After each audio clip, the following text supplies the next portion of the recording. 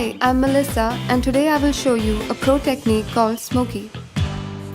I apply the hydrating step 1 primer on the skin starting from the center of the face moving outwards. I like to use brush 104 as it's easy to reach difficult zones like under the eyes and around the nose. To obtain a second skin finish, I like to use the UHD stick foundation. I apply it directly on the face. To blend the foundation, I use the ellipse sponge, making small tapping motions to push the product into the skin. To highlight, I use a small concealer brush to apply the UHD stick foundation in a shade lighter than the foundation used.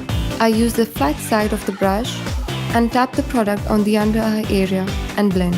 Using the same brush, I highlight the cheekbones and blend it down to the laugh lines. I use the ellipse sponge to blend out the edges.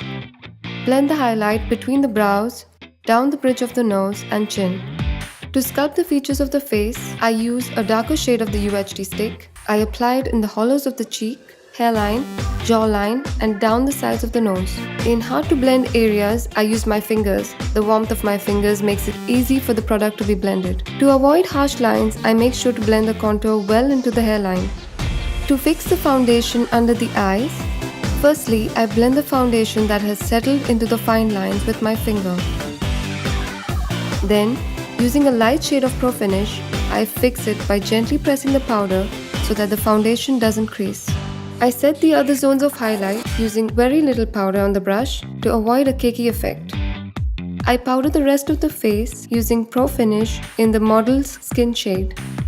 For a fresh and radiant glow, let's do an ombre blush. Apply a peach blush using the highlighting technique. Now using a pastel pink blush, apply it on the apples of the cheeks using the healthy glow technique. For a natural result, I make small hair-like strokes to fill in the brows using aqua brow and an eyebrow brush. Brush the brows using a spoolie to make sure there is no excess product and everything is well blended. To keep the brow hair in place, I fix it using brow seal. To add intensity to the eyes, I will do a smoky. I start by applying a kohl pencil to the eyelid. I blend the edges to get a smudged effect. To add intensity, I apply a dark artist shadow over the pencil. I use the fan brush to dust away any fallout to avoid fallout marks on the complexion. I blend the edges to soften it. I add a lighter shade in the crease and blend. Re-intensify if needed.